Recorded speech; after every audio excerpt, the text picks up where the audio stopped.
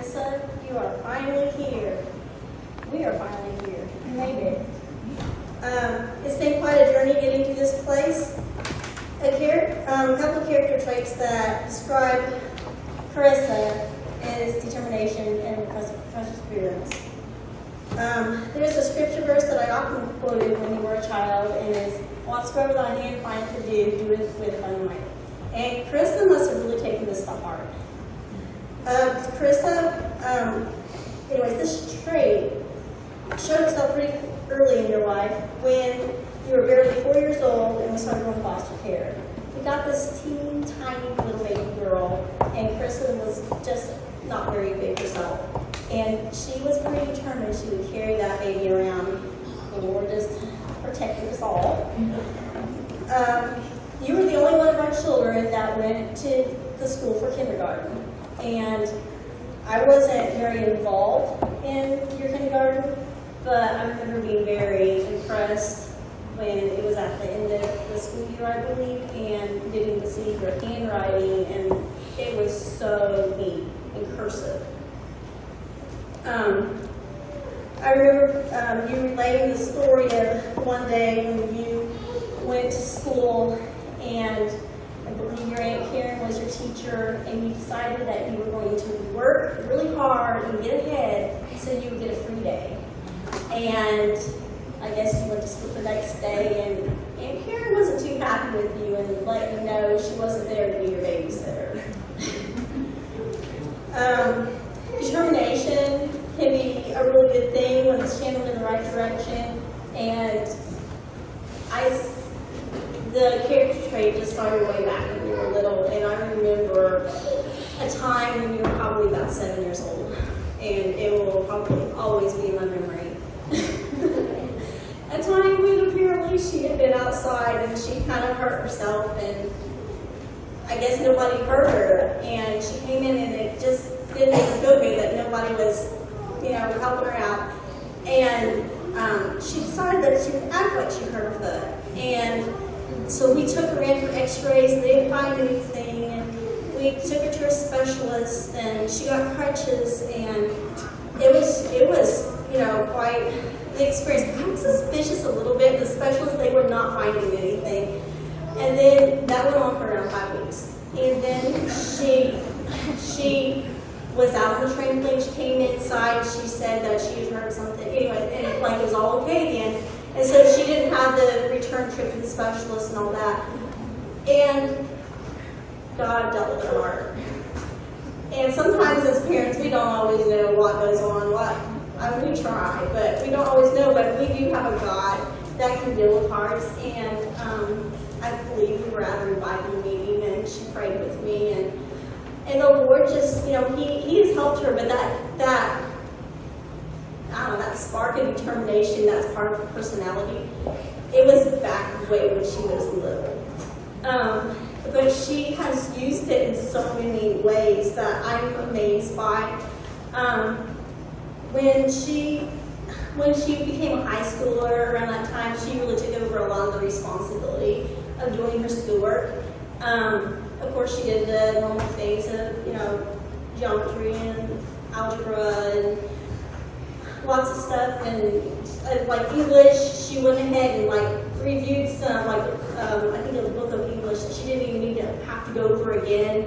And she, she shares a lot of the funny words with Trenton, and so she wanted to do vocabulary, more of it. And this year she wanted to learn the words for the spelling bee.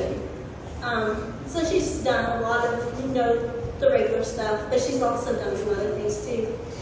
We've made multiple trips over to Germany and Austria, and so I'm not sure when our first trip was, how old she was, but she has really picked up the German language. And in part, she has learned it from many, many, many video calls with her friend in Austria. She's really good friends with a girl over there named Leah, and they have just spent so many hours on the phone, and she has learned that language so well. It didn't just happen. Those things don't just happen, but you set your mind to it and you just keep learning. She started learning Russian also. When grade or something, January, around February, she and Trenton went over to Honduras. And there was a mix-up in when the flights were being made. They tried to make the flights multiple times, Bob did.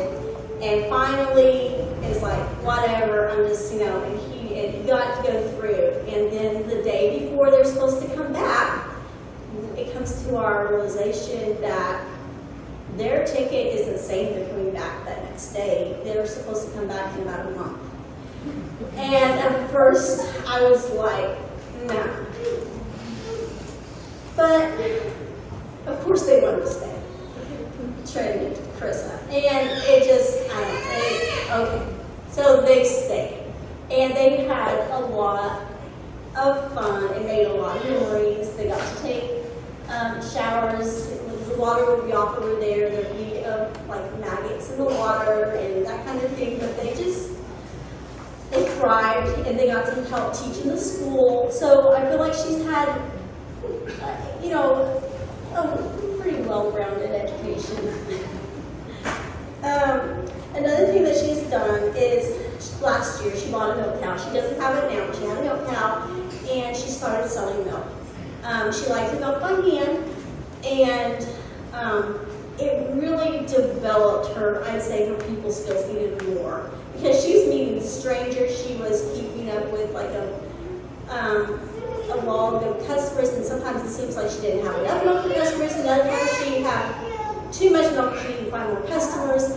And to juggle all that, and also milk every morning and every evening is quite a feat. And Chris was very diligent and very responsible with that, and more so than I would have been. And I appreciate that in you. Chris and I both share an interest in health and minimal living. Well, she reaches that goal in the minimal living way I do, but she has been a great help to me. One of her greatest joys in life is helping people get rid of stuff. So if you want her to help you, she would just love to help you. But if you don't get rid of enough stuff, then she's not getting enough payment. Because that's the greatest payment of the giver, is to get rid of enough of your stuff. But she's helped a lot of people with this, and she's really good. I don't know what that's going to, develop in that area of your life. There have been many times that you figuratively have kept me on my toes and on my knees. You really scared me a little over a year ago when she came back from Austria. She had gotten sick over in Austria, and she pushed to come home. And I remember even getting past one of the checkpoints, and she just sat down on the floor, and it was like, Kristen, you shouldn't do that right here. And just kind of like making her get up, and we spent a night in the airport, and we got her home, but she was so worn out from being sick and being pushed through all of that she got really sick. And so I guess that was around Resurrection Sunday last year, and I was so afraid that she might not live. And her determination showed through again in that she would eat the stuff I'd make for her. And I don't know if any of my other children or Robert that would have done all that. I would put eggs in I don't know what all in smoothies, and I put eggs in oatmeal, and she would eat this stuff. And that determination was just showing through. And I tried really hard, but really it was God that gave her the healing. And I'm so thankful that you're here today. I required Krista to go through most of the gospel truths that Uncle Michael wrote. And we can say it in a way, maybe it's not quite so fair, because Tiffany had to do it, and Trenton had to do that kind of thing, but there was more since then. So she didn't have to do all of them, but she did a lot of them in those, and I think has really given her a good foundation on doctrine. And I have enjoyed getting to read some of those with you to help you get finished. I have witnessed you draw closer to God, you've allowed your parents and God and others to give you advice, and I've seen you just mature and become the woman of God that God is creating you to be. And just even in the last year, and I just, well, you're not just my daughter, you're one of my closest friends, and I love you so much, and I am looking forward to see what all God does with your life. Love you. So, I didn't write mine out. But Carissa, would you come up here, because I'd rather talk to you closer to Margaret. So this is my third daughter that we're seeing off. Not really seeing her off. Let me get this straight.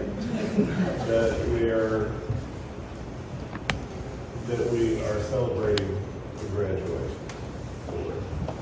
And it can be kind of a melancholy, sad thought to me that I look at Carissa and who she's become, and I do have a lot of fatherly pride for her. I really appreciate Carissa. When my other two daughters left me with one little girl left, I think it kind of helped even bond us closer together, and I really enjoy having a comfortable relationship with her. We can talk, we can walk, we can bike ride, we can just enjoy each other's presence and time, and I really enjoy that. As she mentioned, Carissa can be intense. She does everything that way. When she goes to the back, she runs to the back. She's just maybe too much, always pushing herself in one way or another. So if I showed any interest, she didn't really like the pot belly that was growing on me. So she was eager to help out, and so we jogged a little. So she's been good for me in that way too. She's a minimalist, so when she starts looking sideways at my stuff, I have to assert my authority a little bit. But I really enjoyed Carissa. I've watched her grow spiritually, and her beauty, physically as well as in her heart, has really been attractive to me. And I really thank the Lord for such a wonderful daughter. And I'd say congratulations. I love you very much.